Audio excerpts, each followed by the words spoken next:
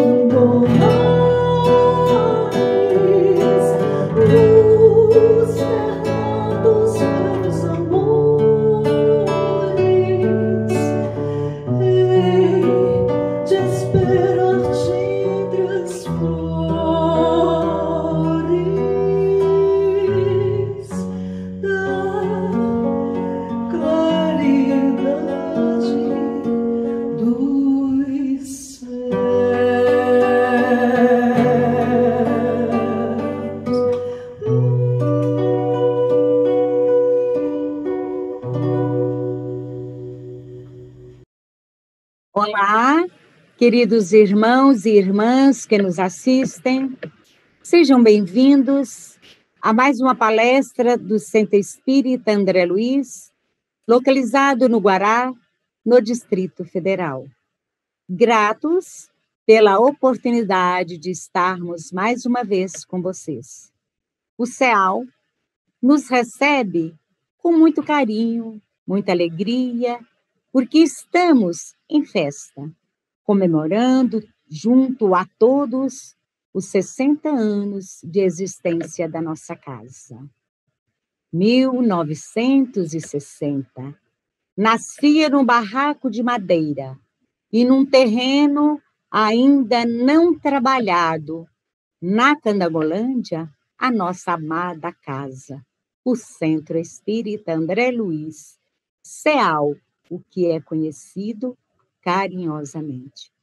Hoje, funciona no Guará, com todos os dias da semana, em todos os turnos, estando atualmente, temporariamente, com suas atividades presenciais suspensas, devido à situação do nosso país. Atendendo irmãos necessitados e contando com diversas equipes de trabalhadores incansáveis, às quais agradecemos a dedicação e o zelo.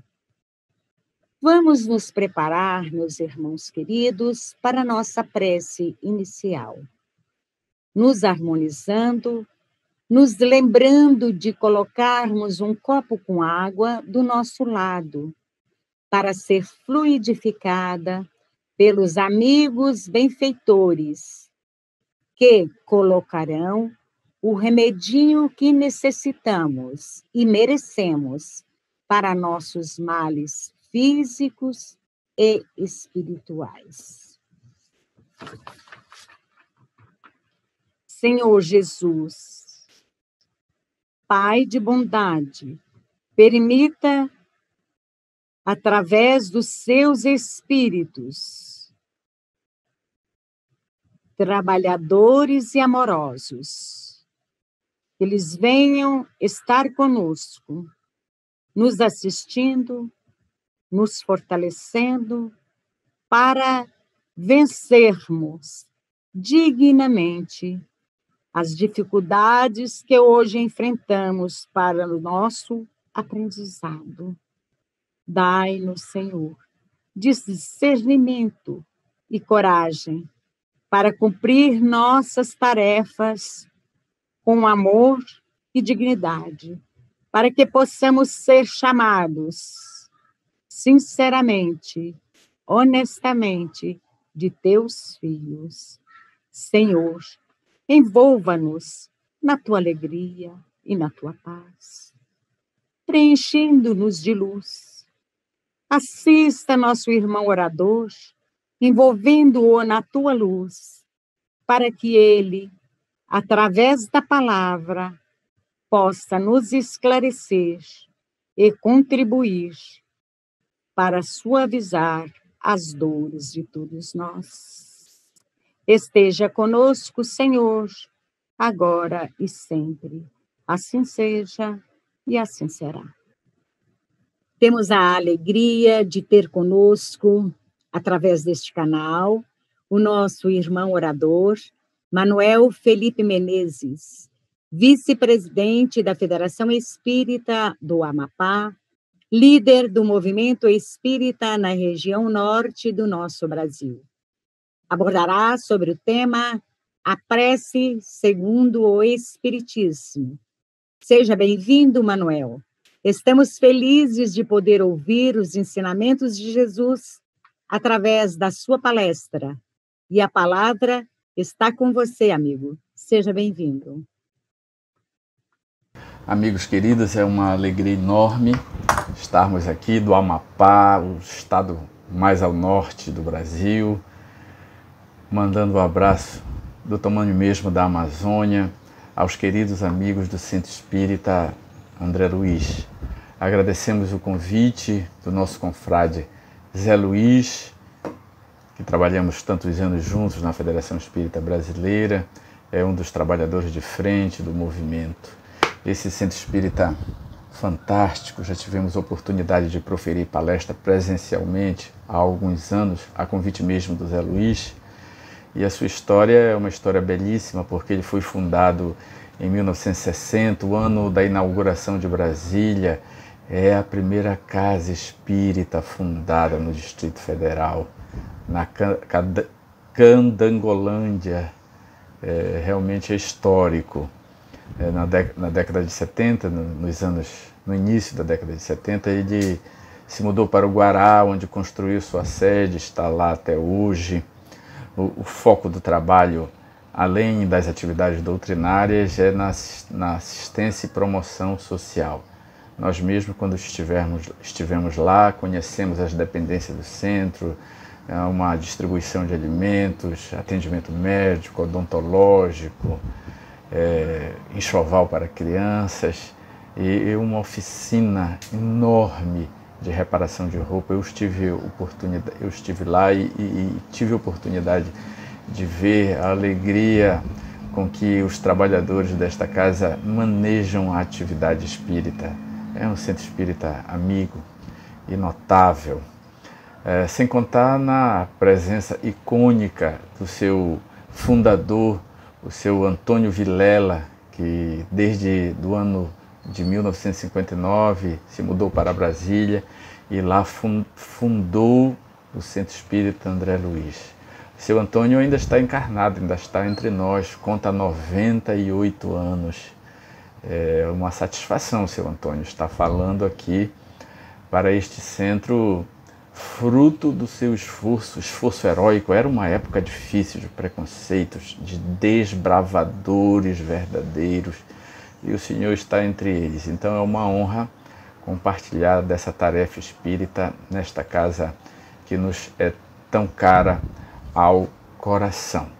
O tema que nos propomos a refletir nesta oportunidade de aniversário, de confraternização, é baseado no capítulo 27 do Evangelho segundo o Espiritismo, Pedi e obtereis, e vamos falar sobre a prece. O que esse capítulo nos ensina sobre a prece? Sobretudo, iniciando no item 22, quando o Espírito Monod, o senhor Adolfo Luiz Frederico Teodoro Monod, ele faz uma reflexão, reverendo Monod, interessantíssima a sua reflexão. Ele diz que quase todos vós orais, mas quão poucos são os que sabem orar.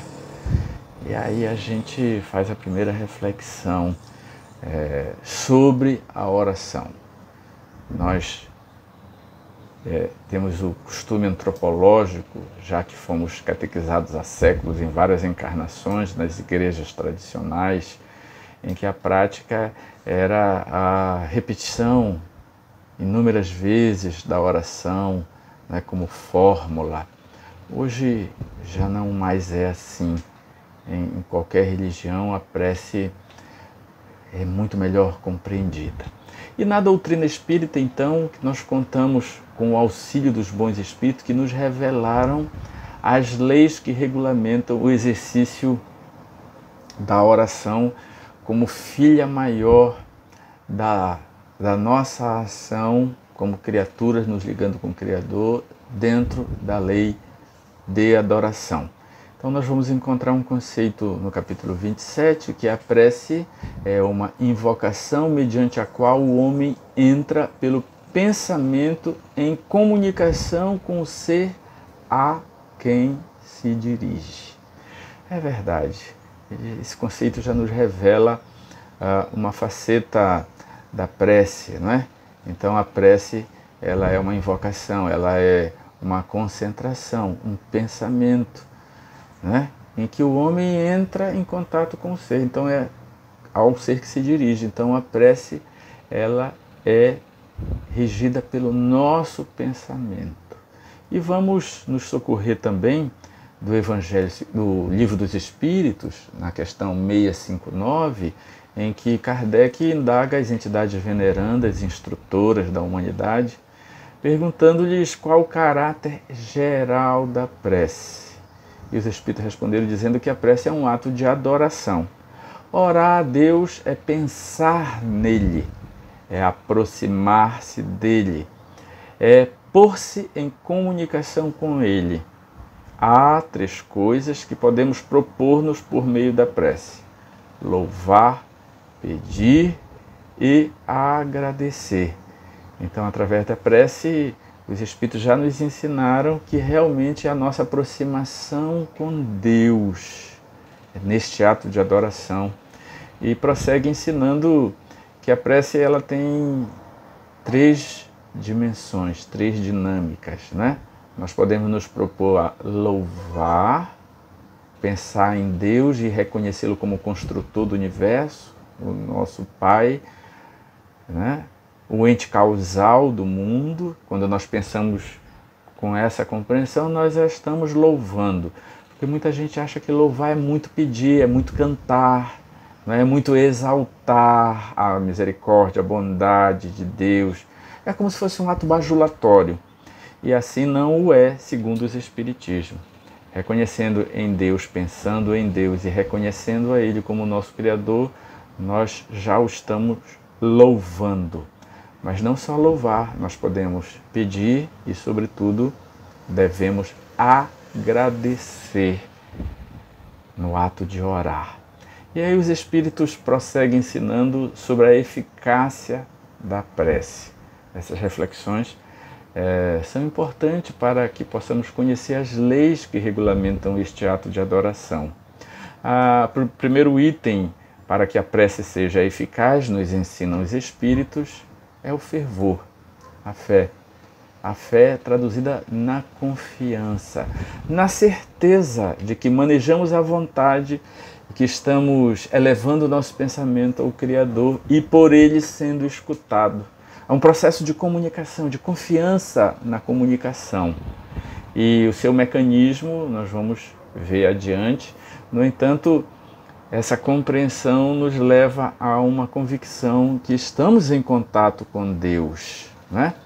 E aí, nos colocando em contato, vem o que podemos alcançar com a prece, com a eficácia da prece. Se ela for formulada nestas bases, Deus nos concederá sempre aquilo que necessitamos em profundidade, né? Primeiro, a prece nos infunde coragem. Esse é um efeito da prece, é uma eficácia da prece inquestionável. A prece, feita com fervor, ela aumenta em nós a resistência moral, resistência espiritual, a coragem. Nos dá também o segundo efeito, a segunda eficácia, é a paciência. Depois nos dá a resignação e abre para nós uma perspectiva de futuro a que nós chamamos de esperança. Uma prece bem manejada, ela também abre os nossos canais intuitivos para boas inspirações. No entanto, a inspiração nos deixa o mérito da ação e Kardec dá um exemplo neste capítulo de uma pessoa perdida no deserto, já sem água, já com as forças se esvaindo pela perda de líquido e pelo sol inclemente. Ela olha para um lado, olha para o outro, não sabe que direção tomar e no momento sossega, pensa em Deus e de repente vem uma intuição que ele siga pela direita. Ele escolhe o caminho da direita e chega a um oásis. Se ele é um homem de fé, ele dirá: "Oh meu Deus, obrigado pela inspiração de ir pelo lado direito". Se ele é um homem descrente, ele diz: "Ah, que sorte eu tive. Que sorte, podia ter escolhido o caminho da esquerda, podia ter escolhido o caminho de ir para trás ou ir para frente. No entanto, eu escolhi o da direita. Que sorte que eu tenho de ter escolhido esse caminho". E aí ele entenderá, compreenderá, na sua falta de fé, que Deus não lhe intuiu a escolher esse caminho, né? Então, qual é a utilidade de orarmos? Já que Deus é onipresente e onisciente, alguns dizem: por que orar então se Ele sabe de todas as nossas necessidades, as nossas angústias, né? Então, qual a utilidade de se orar? é um item importante da compreensão da eficácia da prece. É porque, muito embora a prece não perturbando, não modificando a imutabilidade das leis divinas, que são decretadas dentro da lei de justiça, amor e caridade, ela, primeiro, ela não muda os decretos divinos, mas nos concede uma maior compreensão, porque aquilo que vamos obtendo pela prece nem sempre é para a vida atual, mas sempre será, e com toda certeza, útil para a nossa vida eterna, para a nossa dinâmica espiritual.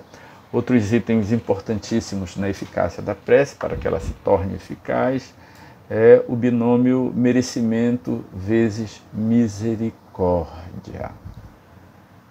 Nós vamos encontrar no Nosso Lar, de André Luiz, Psicografia de Chico Xavier, um capítulo interessante sobre o bônus horas. Remeto vocês à leitura.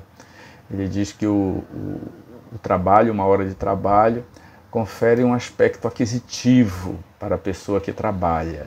Neste aspecto, ele, com um bônus horas, ele pode ir aos campos das músicas, ele pode pagar o ingresso no Teatro da Arte Elevada, lá tem grandes espetáculos, ele pode pagar passagem no Aeróbus, ele pode usar o seu bônus horas para interceder por um familiar que esteja encarnado na terra em dificuldades. Esse é o aspecto aquisitivo, adquirir coisas, adquirir serviços, não é?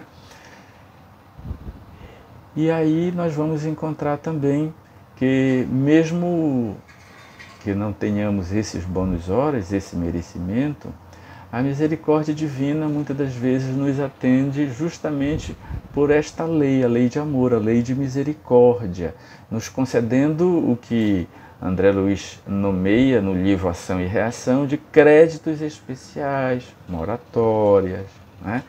Que são verdadeiros empréstimos da misericórdia divina, a fim de que nos fortaleçamos para, aos poucos, pagarmos as nossas dívidas. E, sobretudo, quando estamos na aquisição do merecimento, ou seja, quando estamos na prática do bem, se nós temos um débito a resgatar, acontece muitas das vezes que a misericórdia divina posterga para vidas outras, vidas futuras, né, em que já estejamos mais fortalecidos para o pagamento daquela promissória, daquela dívida, que às vezes pode ser paga mesmo com a ação do bem, porque o amor cobre uma multidão de pecados. E se tínhamos que passar por algumas dificuldades nas nossas existências, é até nos livrar dos certos dissabores, certas dificuldades, certos sofrimentos, por essas concessões de moratória, né, de créditos espirituais. Então, a prece, ela tem esses requisitos para que ela tenha sua eficácia, tá? Outro item importante que os Espíritos nos alertam, no capítulo 27, é a ação da prece. Nos ensinam ele que a ação da prece se dá pela transmissão do pensamento. Está no pensamento, então, o poder da prece. O pensamento, naturalmente, que fortificado pela vontade, pela compreensão e pela fé. Por que isso? Porque nós estamos mergulhados no fluido cósmico universal, nos ensinam os Espíritos. E o fluido cósmico universal, ele é o veículo de transmissão do pensamento. Assim como o ar é o veículo de transmissão do som, o fluido vital é o veículo de transmissão do pensamento. E André Luiz nos ensina em Evolução em Dois Mundos que o fluido vital é uma espécie de energia nervosa do Todo-Poderoso. Ele se faz onipresente porque em todo lugar no universo há o fluido cósmico universal. É assim que Deus se faz presente, faz a leitura de tudo que ocorre no universo, né? Se comunica conosco, mas dentro da lei de adoração, se há esse mergulho da criatura no Criador, como Paulo poeticamente nos ensinou, que nós vivemos em Deus como os peixes vivem no oceano, vivemos mergulhados no fluido cósmico, é verdade. Deus estará sempre conectado conosco, é verdade. Mas há um dever da criatura para com o Criador, que é a lei de adoração, a busca da conexão conosco, fechar o circuito de conexão, de comunicação. Deus está conectado a nós, mas é obrigado a nós cumprirmos o nosso papel, a nossa parte de também nos conectarmos com Ele. E essa conexão se dá pelo pensamento, e o veículo de comunicação é o fluido cósmico universal. Por isso que conseguimos atingir a divindade pensando nele, porque instantaneamente ele está conosco, está dentro de nós, fora de nós. Tudo no universo é feito da formação do fluido cósmico universal, os seres materiais e os seres sencientes, a matéria bruta e os espíritos inteligentes. Então estamos todos mergulhados no fluido cósmico universal. No entanto, é da lei que nós busquemos essa comunicação, né? É uma espécie de corrente fluídica que se estabelece entre aquele que ora e a quem recebe. Nós vamos encontrar também uma revelação de André Luiz, no livro Nosso Lar, que no Ministério da Comunicação há um departamento que cataloga, que recebe a prece dos encarnados, sobretudo aqueles que estão conectados ao nosso lar, estão em sintonia. Muitas das vezes, antes de encarnar, moravam lá, têm afeições lá. E quando oram com fervor, a prece se projeta a essas regiões superiores e são lidas, são captadas por esse órgão do nosso lar, que recebe a prece, tria a prece segundo a lei de Deus, verifica nas fichas kármica, reencarnatória, pré-reencarnatória daquele que pede, afere os seus valores, afere os seus méritos, afere a utilidade do que pede, e aí há então o despacho do Ministério da Comunicação para o Ministério do Auxílio, em que os seus prepostos então vão manejar, segundo a lei divina permitir, né, o auxílio àquele que ora.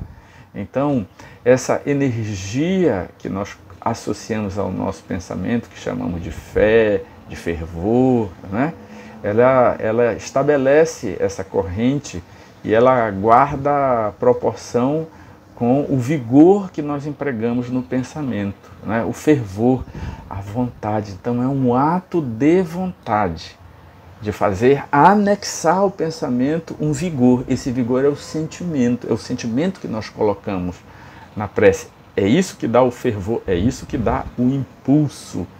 Porque, como disse Monod, orar todos oram, mas quão poucos sabem orar. Quão poucos conseguem desenvolver esse fervor. Normalmente as pessoas desenvolvem esse fervor, e eu tenho uma experiência nesse campo, quando eu estive muito doente, foi a época, assim, em perigo de vida mesmo, foi a época que eu orei com maior fervor, né? Orei assim com fervor incrível.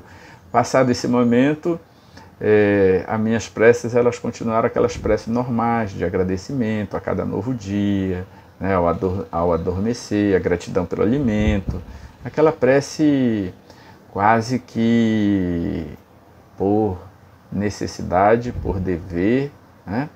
Porém, quando a gente está em grande dificuldade, a nossa alma ela se abranda, nós produzimos uma quantidade maior de fervor, de fé, né? Então são as preces mais profundas, não é verdade? E Kardec nos alerta também dentro deste capítulo da utilidade da prece pelos espíritos sofredores. Há uma corrente filosófica tradicional, né, da teologia tradicional, que diz que nós devemos orar só por nós, só pelos vivos, porque a nossa sorte está lançada enquanto estamos na Terra. Depois que morremos, quem vai para o céu, quem vai para o inferno vai para o inferno. Não adianta orar que não tem ação nenhuma nos decretos do divino. A sorte está lançada enquanto estamos na Terra. Ou a gente se arrepende antes de morrer e procura outro caminho, ou nós vamos sofrer para toda a eternidade. Então não adianta orar. Então nós respeitamos essa corrente filosófica de compreensão da lei divina. No entanto, os espíritos superiores nos ensinam que não existe pena eterna. Primeira questão, não existe pena eterna. Todo ser, por mais malévolo que seja, um dia ele amadurece, cai em arrependimento, procura expiar suas faltas, muda de atitude mental, trabalha, repara as suas faltas e depois se redime a pouco através das várias migrações da alma à terra, né? As várias reencarnações, onde ele adquire sabedoria, conhecimento e as virtudes filhas do amor. Então, como nós não acreditamos nas penas eternas, né? Aqui a teologia clássica diz que o arrependimento só vale enquanto aqui na terra, depois que morreu não adianta arrepender-se. Para nós não. O arrependimento pode ser tardio ou pode ser aqui na terra, não importa. Ele abre as janelas da alma, assim como o pai do filho pródigo recebe o filho de volta quando se arrepende de ter gasto a sua fortuna e entra em desespero, em carência e busca a casa do pai. Assim é Deus para nós. Essa parábola dos dois filhos, que nós conhecemos como filho pródigo, ela nos ensina dessa paternidade, dessa misericórdia divina. Não é? Então, como nós não acreditamos nas penas eternas, nós oramos pelos desencarnados, porque a prece tem sobre eles uma ação mais direta do que sobre os próprios encarnados. Que é uma prece formulada com amor por alguém que partiu nessa dificuldade, reanima a sua alma, incute-lhe o desejo de se elevarem pelo arrependimento, desperta o arrependimento, né? E também induz eles à renovação de pensamentos para a reparação, né? E desvia-lhes o pensamento do mal, sem contar que alivia-lhes os tormentos e os sofrimentos da desencarnação penosa, aquela desencarnação com a consciência pesada, né? Com sofrimentos. Então a prece até mesmo por um suicida, na teologia clássica, não adianta orar pelo suicida, ele vai queimar para toda a eternidade no inferno. Quando que com o Espiritismo, nós sabemos que os espíritos suicidas eles têm remissão sim, eles sofrerão, sobretudo os primeiros anos, né, até que o tempo que deveria durar o seu corpo, é a fase mais difícil, mas que depois eles são auxiliados, se preparam, renascem para cumprir o tempo não cumprido, enfim, a pouco vão se redimindo. E nós vamos encontrar no livro Memória do Suicida a utilidade de se orar por essa categoria de espíritos como que um bálsamo, um analgésico, né?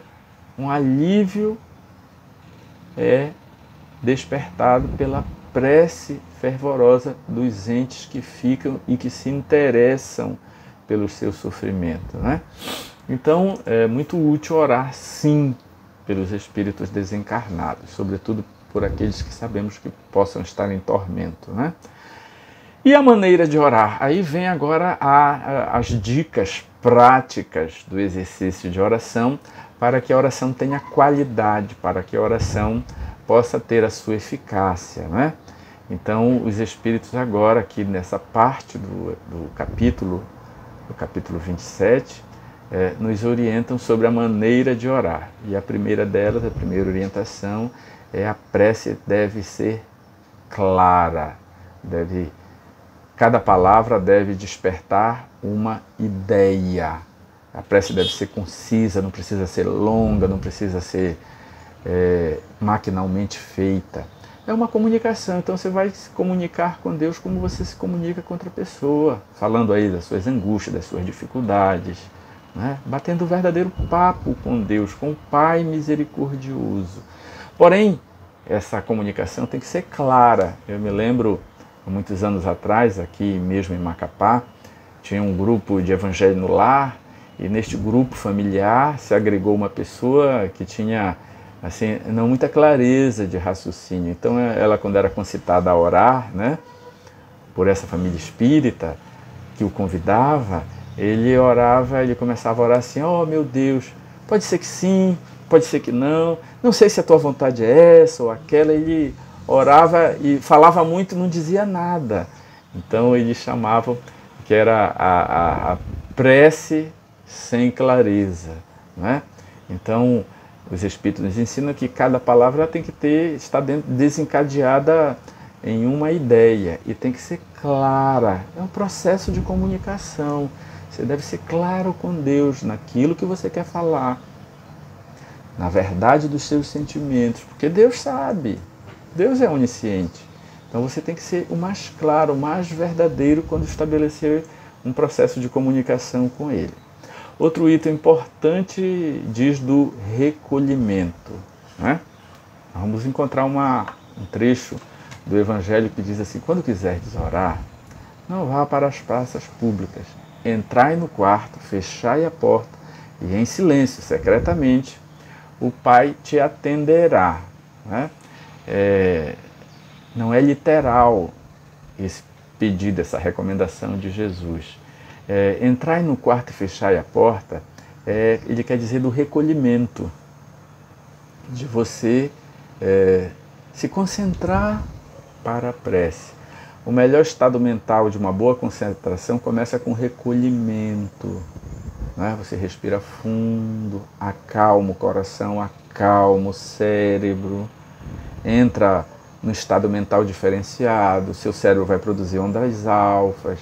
É nesse estado de serenidade, você respira fundo, de calmaria. Esse é o primeiro requisito para você estabelecer sintonia, para você conseguir produzir um pensamento de maior qualidade, com mais energia, uma frequência vibratória, com maior amplitude de alcance. Né? E começa pelo recolhimento, é o segundo item. Clareza, recolhimento. Depois, nesse recolhimento, não importa o lugar que você esteja. Você pode estar no seu templo religioso, você pode estar no altar da natureza, você pode estar em qualquer lugar, desde que você possa dar uma paradinha, se concentrar, né, e orar. O quarto requisito é o coração purificado de todo ódio. Por isso que Jesus disse: quando você quiser depor a sua oferenda no altar, primeiro deixa ali no pé do altar e vai te reconciliar com o teu inimigo. Aí depois vem fazer a tua oferenda a Deus. Aí há um requisito que um coração cheio de ódio é difícil até se concentrar para orar, pensar em Deus, porque o coração está muito cheio de ódio. Então você deve primeiro alijar o ódio, entrar num processo de desejo de perdão, ainda que você não alcance imediatamente o perdão, mas há um desejo, há um propósito até de manejar a prece para pedir auxílio, para perdoar, né? Então, purificai o coração. O requisito, talvez o mais importante, agora é o da humildade, né? Jesus ensinou o homem, né, o fariseu e o pecador orando. O fariseu olhava para o lado do pecador e dizia: oh meu Deus, que bom que eu não sou igual esse homem de má vida. Né? Era um levita e um fariseu, melhor dizendo. Um homem religioso e um homem não religioso. Ele dizia: que bom que eu não sou igual esse fariseu. Eu jejuo tantas vezes por semana, eu dou o dízimo, eu oro, eu sou um homem justo. E o pecador lá batia no peito e dizia: oh meu Deus, perdoa-me, eu sou um pecador. E ainda assim te peço auxílio e tudo. E Jesus diz: e o segundo saiu justificado e o primeiro não. Mostrando que a humildade, o reconhecimento dos seus limites, não querer ser melhor que ninguém, não exigir, porque tem gente que ora como que exigindo, dando ordem a Deus. Não é assim que você sintoniza com Deus.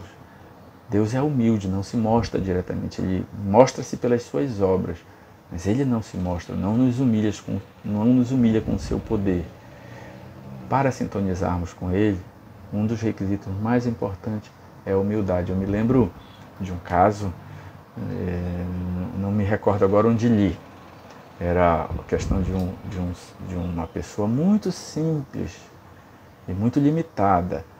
Ela, ao ir para o seu pequeno trabalho diário, ela passava numa igreja, se ajoelhava, se fazia o sinal da cruz e dizia: olá Jesus, eu sou o Zé, vou trabalhar.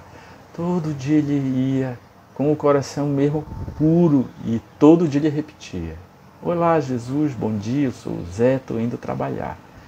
Ele envelheceu e ao desencarnar, né, Aproximou-se dele uma entidade luminosa, venerando, e disse: bom dia, Zé, eu sou Jesus, vim te buscar. Mostrando a excelência da humildade da prece e a resposta divina, que pode não vir no momento, mas virá no momento apropriado. Ok? Outra dica também que os Espíritos nos dão na maneira de orar é que o primeiro dever do dia, ao acordarmos, assinalar a volta à vida ativa de cada dia, é orarmos. Né? Quando nós acordamos e oramos, até acaba de balizar o nosso reencaixe do nosso perispírito no corpo físico, nos prepara para um dia, nos dá forças espirituais. E a prece coletiva. A prece coletiva é muito importante, nos ajuda, sobretudo quando nós estamos com dificuldade de orar. Há duas dicas importantes. Uma está aqui no capítulo 27, né? Que é a prece coletiva. Quando nós formos orar, a prece coletiva é uma pessoa que formula e outros que lhes seguem mentalmente, repetindo palavra por palavra. É como se associassem a um só coração, ao mesmo pensamento, colimando o mesmo objetivo. É como se houvesse uma impulsão, uma soma de esforço. Por isso que é tão útil a prece coletiva.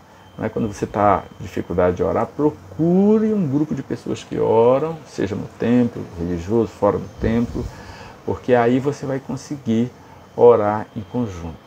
E uma dica da ciência, agora da neurociência, é que quem não consegue orar pode ler em voz alta, né, declamar poesia. Quando a gente declama poesia em voz alta, o nosso cérebro, é interessante isso, ele não sabe se você está lendo, se você está falando ou se você está cantando, porque a declamar exige um ritmo. A poesia tem esse poder e acaba integrando os hemisférios cerebrais, fazendo novas conexões. Há prova científica, há trabalho científico sobre isso.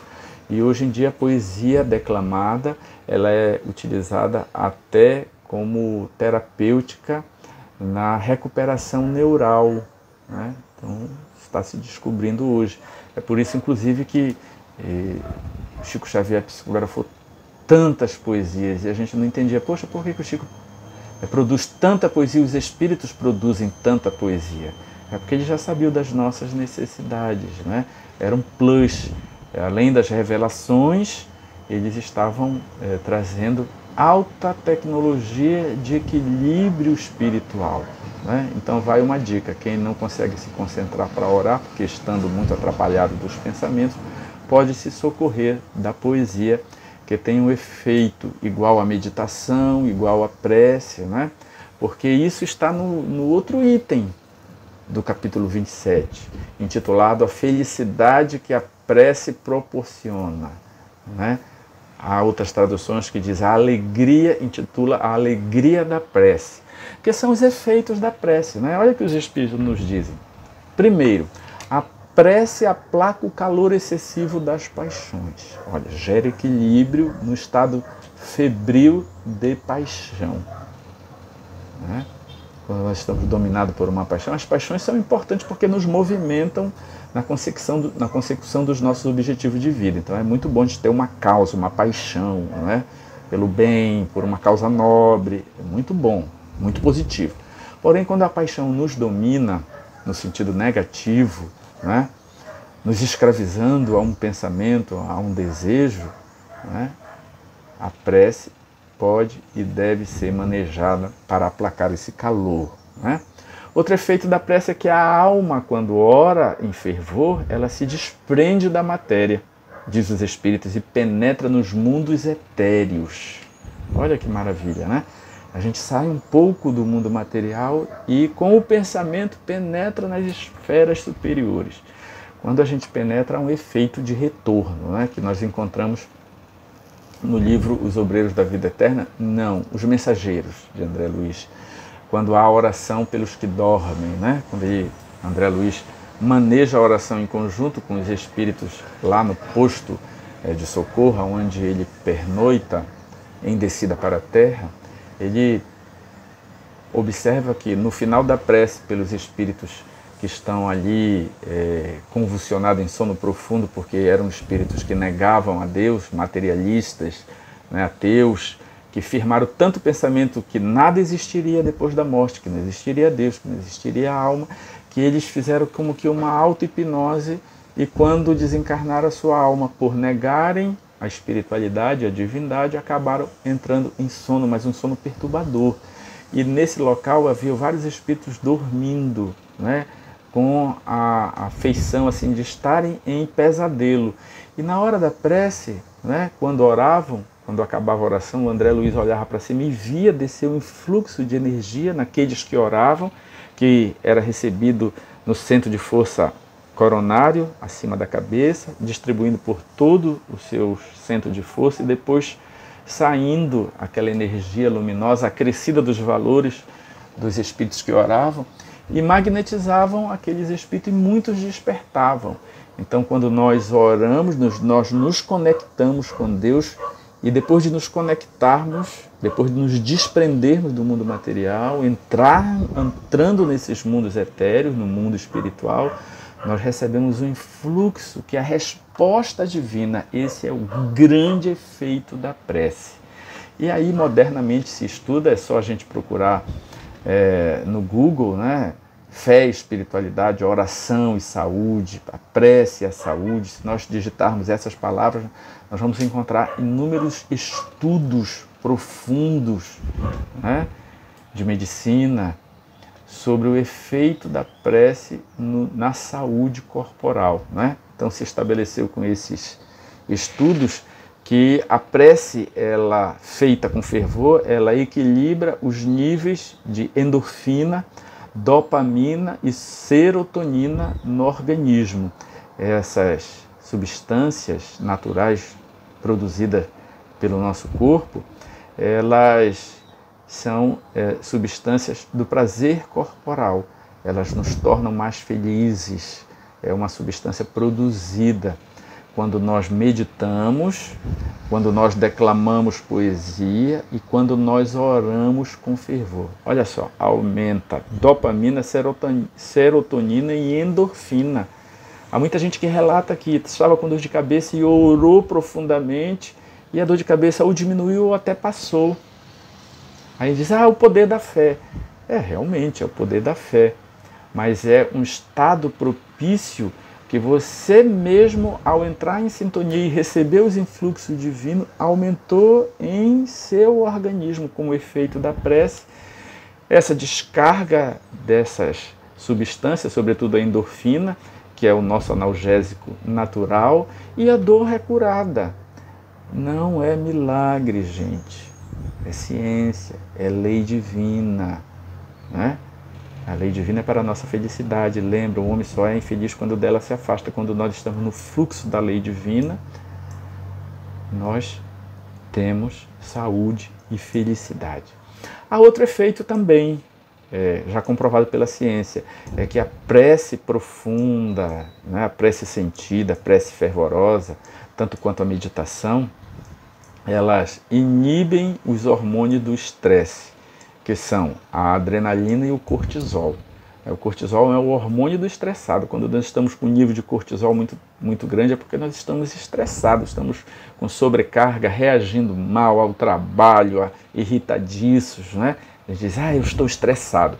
Realmente, se você fizer um exame de sangue e pesquisar cortisol, seu nível de cortisol está lá em cima. Não tem remédio para isso, para baixar. O único remédio de eficácia comprovada cientificamente é a meditação e a prece fervorosa, né? E aí nós vamos encontrar no capítulo 27 que a prece produz essas doces emoções, renova a energia da alma, equilibra as energias perispirituais, né? E a conexão do perispírito com o corpo. E por fim, o último efeito e muito importante da prece é que a prece tem o poder de atrair os bons espíritos. Olha que maravilha, né? Então são os efeitos da prece, efeitos físicos, cientificamente comprovados, e efeitos morais, efeitos para a vida eterna. Então aí nós vamos sabendo distinguir como uma prece ela é vigorosa. Certa feita nós ouvimos uma reportagem na televisão de um artesão lá do Nordeste. Eu não lembro se era em Natal ou era em Fortaleza, e tinha um artesão que produzia quadros entalhados, e os quadros dele eram muito lindos e muito vendidos. E quando houve uma crise econômica e as empresas aéreas limitaram o número de bagagem e o peso das bagagens, ele começou a ter dificuldade para vender as suas obras, porque eram obras pesadas, né, e eram consumidas por turistas essencialmente. E ele entrou em muita dificuldade. Ele era um homem trabalhador, um homem de família, um homem correto. E aí ele, vendo os seus rendimentos caírem abruptamente, ele fez uma prece a Deus. Ele disse: oh meu Deus, eu procuro fazer tudo certinho, eu trabalho, eu amo a minha família, eu não estou conseguindo sustentá-lo, meu Deus, me ajuda. Ele fez essa prece do coração, tão sentida, que no outro dia ele teve um sonho. Na noite que ele foi dormir, ele teve um sonho. Ele sonhou que ele fazia miniaturas, ele fazia esculturas em miniaturas. Ele acordou com aquela ideia. Aí ele pegou um palito de fósforo e viu que era mais ou menos o tamanho da madeira que no sonho ele entalhara. E aí ele pegou um pequeno canivete, afiou, diminuiu o tamanho da lâmina e começou a fazer pequenas esculturas. Ele estava na praia cheio das suas esculturas enormes e fazendo esses treinos e quebrava e não dava certo, até que ele conseguiu produzir a primeira escultura minúscula num palito de fósforo. Ele disse: ah, mas olha, essa ficou boa. Quando ele estava admirando a sua obra, um turista passou. Era um médico cirurgião. E este médico tinha no bolso um bisturi e viu aquele fósforo entalhado, né? Achou lindo, mas que perfeição, como é que você conseguiu? E viu que ele usou um pequeno canivete bem afiado e disse: eu gostaria de comprar essa escultura para mostrar quão bom é você manejando esse instrumento quase que cirúrgico. E eu quero comprar esta minúscula escultura e colocar sobre a minha mesa no meu gabinete médico, porque é uma obra de refinado trato. E ele disse: não, mas eu não gostaria de vender, porque é a minha primeira que eu consigo. Ele disse: não, mas eu faço questão. E uma escultura dele custava em torno, naquela época, de R$500, era muito dinheiro. Ele disse: eu pago o mesmo dessa escultura grande, R$500. Ele, coitado, precisando de dinheiro, disse: então é sua. Entregou o palito de fósforo esculpido numa linda estátua. Essa estátua era uma estátua do rosto de Jesus. E aí aquele médico levou e quando acabou de pagar, antes de ir embora, tirou do bolso um bisturi e disse: usa esse bisturi que a lâmina é mais adequada às suas esculturas. Ele começou a fazer as esculturas e começou a vender, porque já não tinha o problema do peso, arranjou uma melhor apresentação, não é? Um estojo em que ele pudesse colocar a sua obra, e começou a realmente dar muitos frutos. Até que um programa de televisão que passava pela cidade fez uma entrevista. A entrevista passou num grande veículo de comunicação televisivo, e ele começou a ser procurado e começou a vender como nunca, oferindo maiores rendimentos. Veja como uma pequena prece fez com que ele sonhasse com que uma alma amiga pudesse dar-lhe as mãos, comprar sua primeira obra, dar um instrumento mais adequado. Logo a seguir, a sua obra foi tão genial que ele começou a atrair, né, o interesse da televisão, e daí tudo se fluiu como se devia, no fluxo de um homem justo, correto, trabalhador, homem de família, que manejou a prece com maestria, numa prece singela, profunda. Ele não pedia nada, ele pedia o pão nosso de cada dia, né? Ele pedia coisas simples, que era o sustento da sua família. Ele pedia com base no amor que tinha a sua família. E aí nós nos lembramos da promessa do Cristo: eu vim para que tenhais vida, e vida em abundância. A vida é a vida espiritual. A prece, nunca como nestes dias desafiadores que a humanidade passa, Nunca foi tão útil porque nós vivemos numa época de muitos pensamentos inferiores, negativos, de medo, de pânico, de pandemia. E aí a prece, ela tem o poder de reestruturar os nossos pensamentos, fazer com que estabeleçamos uma comunicação com o nosso mentor espiritual, com Deus, né? Saindo desse fluxo negativo e sobrepairando sobre o medo, angariando esperança, angariando fé, fortalecimento de ânimo, mudança de atitude mental, para que tenhamos um mínimo de equilíbrio e consigamos levar as nossas vidas a contento, uma harmonia que assim deva ser pelo fluxo da lei divina. Amigos queridos, oremos, cultivemos a fé, a esperança, a alegria de viver e nos reabasteçamos dia a dia com os mananciais divinos da prece, os mananciais eternos da misericórdia divina. Que Deus, que Jesus continue a nos inspirar. Muita paz. Agradecemos ao nosso irmão Manuel pelos esclarecimentos e pelo carinho em ter atendido o nosso convite. Obrigada e que Deus lhe assista sempre nesta tarefa de divulgação da doutrina espírita.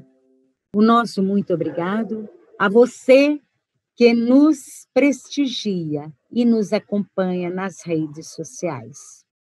O Centro Espírita André Luiz se prepara para que em breve, assim que permitido pelos órgãos responsáveis, e tão logo resolvido a situação da epidemia que nos aflige, nos alegrarmos, amigo ouvinte, em receber você e sua família, presencialmente em nossa casa.